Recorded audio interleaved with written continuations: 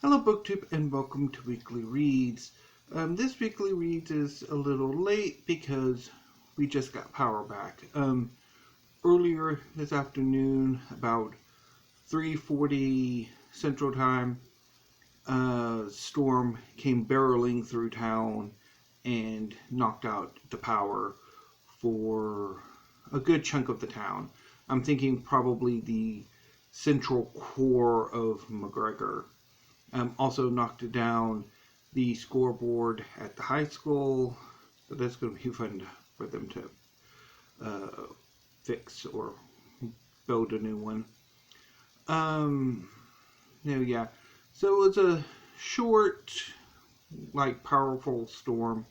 Windy, hailing, heavy rain. So it was, but power's been restored, thankfully, far sooner than the increasingly dire estimations of when power would be restored. Because initially it was about 5, and then it was 6:30, and then it was like 11:30, and then it was 1. But fortunately, it came on about 5. I mean, not about 5. It came on about 7. So it was out for about 3 hours and 20 minutes or so. So anyway, but enough about storms in Texas, which at this time of year is kind of annoying. So let's check this real quick. Okay, that was from Encore.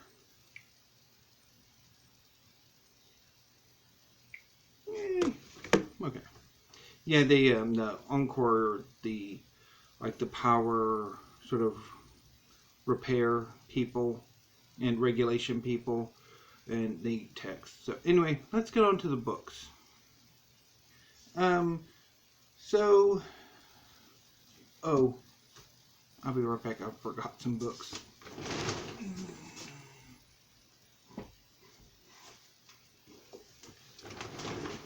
Fortunately, they were right up there in the poetry shelves. So, the first book I read this reading week, was The Next Great Migration by Sonia Shah. As it is for the BookTube Prize, I can only say I've read it, and I will talk about it and all the other books for my group A of the quarterfinals of the nonfiction side of the BookTube Prize when the quarterfinal results are announced at the end of May. So, besides The Next Great Migration, I have read quite a bit this week. First up are 2 slim volumes of poetry. Well, 1 slim volume of poetry, 1 selected edition or selected collection of poetry, which tend to be slightly not so slim. But anyway, so first up is Voluntary Solitude by Mark Wunderlich. This is a collection I had well over 10 years ago. I'm pretty sure I bought it from Book People around the time the book was first published. And I loved the collection. And I subsequently gotten rid of it. And I've come to regret having gotten rid of it. And sometime last year I reacquired it and read it shortly after I bought it back. And quite enjoyed the collection. And this reading, again, the collection rises in my estimation. I really love this collection.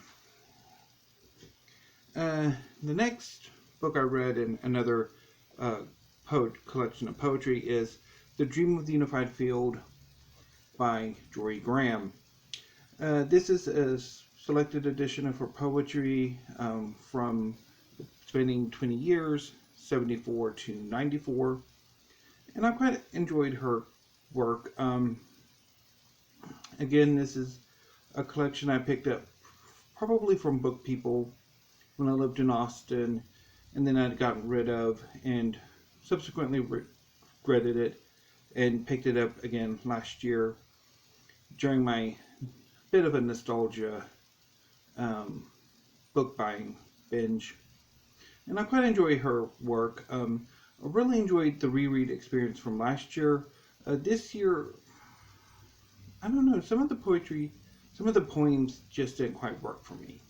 So, but I'm pretty sure that was just me being impatient, or kind of like feeling the day was running away from me and wanting to finish up. So, anyway. But I'll probably go back to it and love the collection. I'm weird. So the next two books are The Bales, and they're both fiction. So I'd mentioned last week that I was going to read The Councillor by E.J. Beaton for Aussie April. E.J. Beaton is an Australian writer, although obviously The Councillor is not set in Australia, it's a fantasy. And unfortunately, the book started immediately with one of my pet peeves. The first scene we see of the main character, Lasande, just put me off, and the book never really managed to recover or to really capture my interest. So The Councillor is about Lasande, a court historian who is appointed councillor, essentially sort of prime minister, or if you're a fan of Star Trek, an arbiter of succession. In the Next Generation, Picard is appointed the arbiter of succession by Klingon Chancellor Kempek to essentially select the next Klingon Chancellor.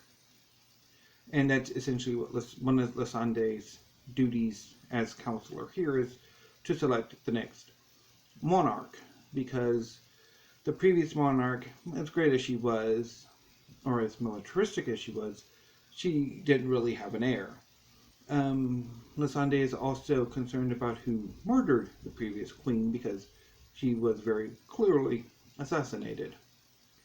And so Lasande has to wade through the political manipulations of the potential new monarchs, as well as her own ambition to possibly name herself the new monarch, to become queen, and also worrying that whoever murdered the previous queen was working at the behest of the resident Dark Lord, being called the White Queen. And again, and like I said earlier, the novel really just never quite clicked with me, largely because the character of Lasande I found immediately off-putting. So, anyway. Boo. So, then I went from The Councillor to a book that I've been wanting to get to for a while, and I was kind of looking forward to it. It's a work of space opera, and that is Winter's Orbit by Everina Maxwell. This is a space opera in which a planetary, well, like a solar system limited empire, who maintains its control through marriage alliances, is finding itself in a bit of a crisis. In order to access sort of stargates that are necessary for interplanetary intersystem trade and commerce, everything needs to be ship-shape. The authority that controls this trading network are very particular that everything has to work. There can be no problems. And unfortunately, there's a crisis. The husband of one of the newest member planets of the Empyre, representing the royal family, or the imperial family, has died. And his widow widower, is in need of a new husband. And so the Emperor, in her wisdom, for some reason, selects her least favorite grandson, who is basically a royal spaz. And so they're basically forced to marry at very short notice, and yeah, it just, much like with the Councillor, I mean, the first introduction to Prince Kiem is just so off-putting. He's a spaz. I mean, even though, and of course the thing is that his spazziness is so immediately focused on, whereas in a way, if you kind of jump ahead, it's like there were other aspects of his character that could have been more profitably showcased. His charity work, his work with, his charity work, his social work, whatever, to make him not so much of a spaz, of a, basically the Maureen to Count Jinan's Joanne from Rent. So I found it so annoying. Anyway, so 2 bells. From there, I went and read some comics because I needed something to sort of cleanse the palate or try to make me feel better. And occasionally, comic books do make me feel a lot better. I'm just gonna go turn this off because unfortunately somebody is driving me bonkers. Okay. I'll answer them later. Sorry about that. Okay. So, the comics. So I read the first 3 volumes of Invincible by Robert Kirkman. Obviously, it is now being adapted as an animated series on Amazon Prime. And I haven't seen the series yet, but it might be interesting to check out when I get a chance. So, anyway, so Invincible is about Mark Grayson. He is the son of the superhero Omni-Man, and eventually he gains his superpowers when he turns 17 and promptly becomes a superhero because he's, his father and all of that. And so the first 3 volumes follows him becoming a superhero, becoming more comfortable with the superhero or being a superhero, and then the ultimate revelation of, well, what exactly his father is actually doing on Earth. And that is such a powerful scene. I quite enjoyed reading these first 3 volumes of Invincible. My one critique is the writing, particularly the dialogue. It is a bit stilted. It doesn't quite work for me. But for the most part, I really did enjoy the series that I've read so far. And I'll probably look to read the other volumes that are available on Kindle Unlimited. I also read the first volume of Ms. Marvel, written by G. Willow Wilson. This volume introduces Kamala Khan, a Pakistani American who idolizes the Avengers, and specifically Captain Marvel, Carol Danvers, who for most of her heroic career went by Ms. Marvel, although she alternated names here and there, and is now Captain Marvel. So Kamala Khan is an Inhuman who gained her powers when Black Bolt, the king of the humans, unleashed a Terrigen bomb in New York City that eventually spread around the world and activated the powers of inhuman descended humans. Basically, in the Marvel Universe, there are a number of ways you can gain superpowers.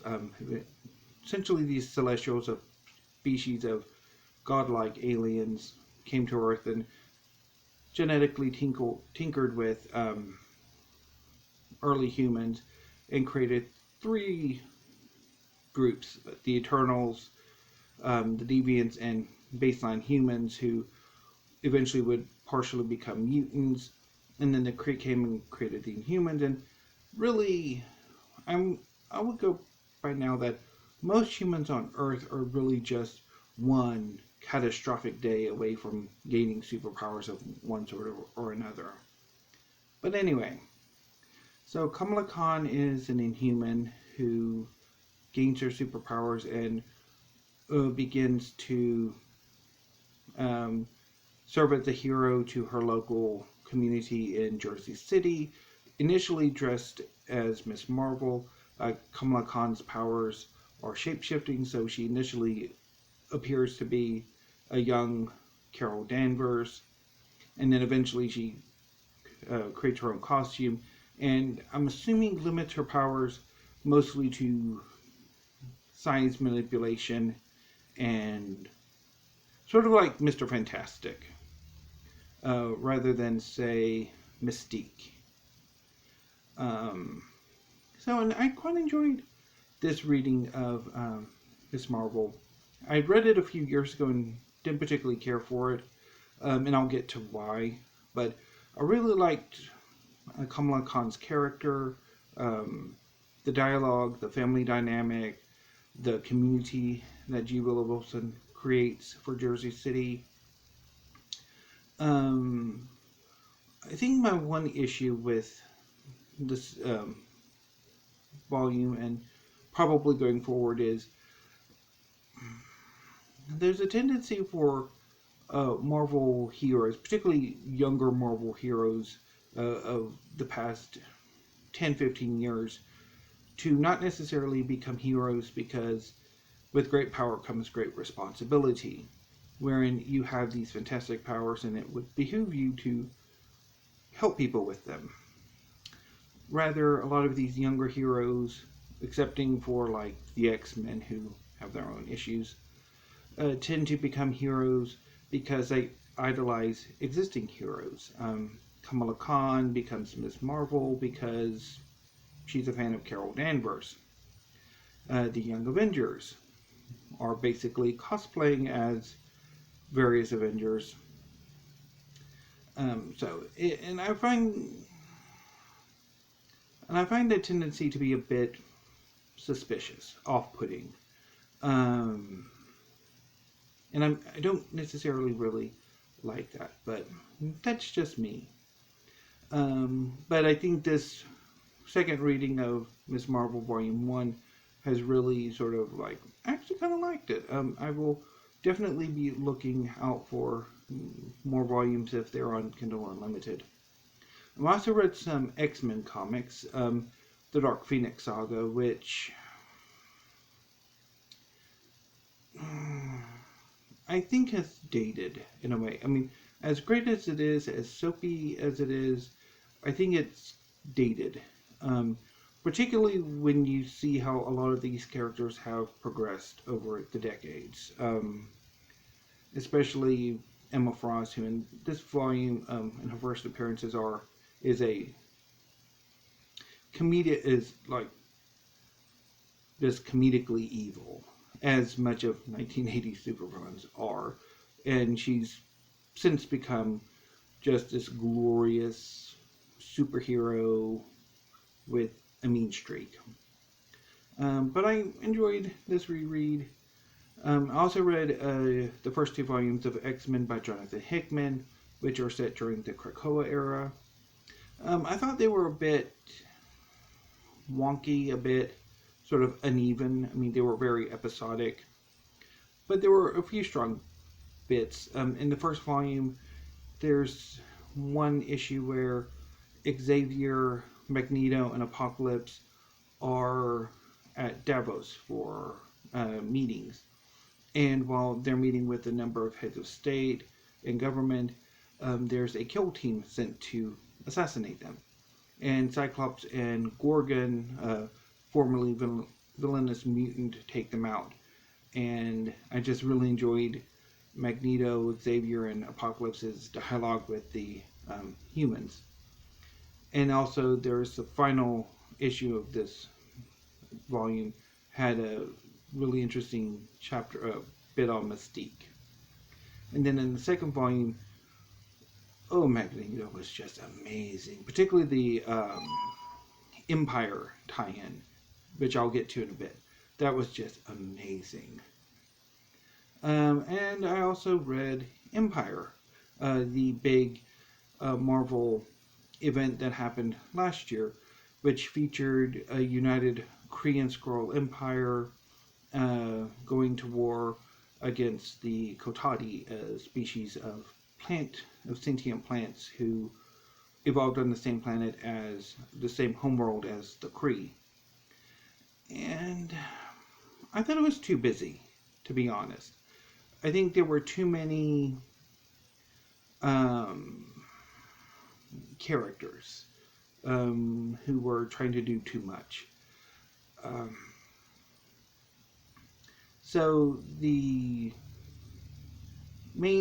So part of the focus is obviously on Hulkling, a young Avenger who is the heir to the Skrull Empire and the son of a respected Kree soldier, Marvel, the original Captain Marvel. And he essentially becomes the emperor of this new united Kree Skrull Empire. And so he's one protagonist, although he's initially set up to be sort of the figurehead antagonist. And then you have on the other side Okoye, who is the celestial messiah of the Kotati. You know, he's basically the main antagonist, or the figurehead main antagonist. And then you also have the Fantastic Four, and various Avengers. So there's a lot of working parts. And I don't think necessarily all of the working parts quite work. Particularly with Hulkling and Koi. I think there definitely should have been a big fight between the two at the climax of the series. I did like the sort of how the relatives of both characters sort of influence, like the interplay between that the two characters, and how one character really sort of finds their heroic mantra. I mean, with great power comes great responsibility, and the other one kind of becomes a full-on villain. I really like that. Although I wish maybe a bit of the family reunion on Hulkling's side could have been done a bit better. But anyway. So, bit mixed bag. And I think Wiccan had gotten a bit more showing than at just a few scenes in the last issues of the event. But anyway. So that was Empyre. I thought about trying to read some of the Young Avengers volumes I have on Kindle Unlimited, but thought better of it because I'm not really a fan of the Children's Crusade, and I have my issues with Kieron Gillen's run on Young Avengers. Especially how his interpretation of Wiccan's character kind of really bugs me. So anyway, I've nettered on enough about what I've read, so let's talk about what I'm going to be reading. So, my plan for tomorrow is I'm going to offer The Alamo House, or Alamo House by Sarah Bird, Belle Redemption. I read this novel I tried this novel about a month or so ago, and I didn't get on with it. But I want to give it another go, so I'll give it another go tomorrow. If Belle Redemption Achieved happens, I will give a Belle Redemption shot to The Blue Angel. Blue Angel by Francine Prose, which I have wanted to read for ages. And I finally bought this novel last year and read it and absolutely hated it. But I want to give it another go. So, anyway. So, whether or not Bell Redemption achieved or rejected for the Blue Angel, if I have any time left over, I will be trying to get to some of the slim volumes of poetry I just hauled. Larvae of the Nearest Stars by Catherine Carter.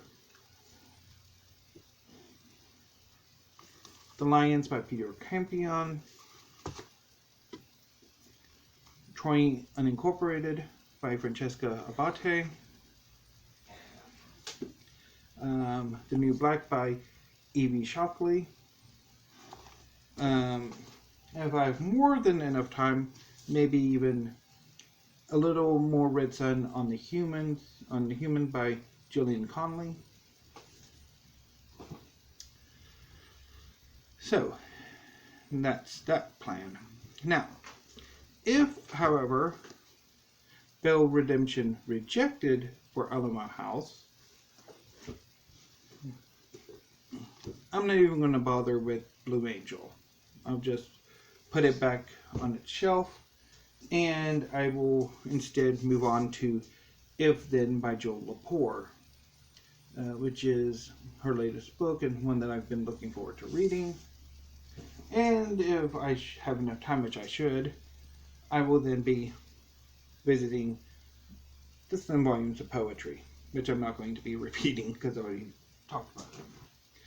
So that's my reading plans for this coming week.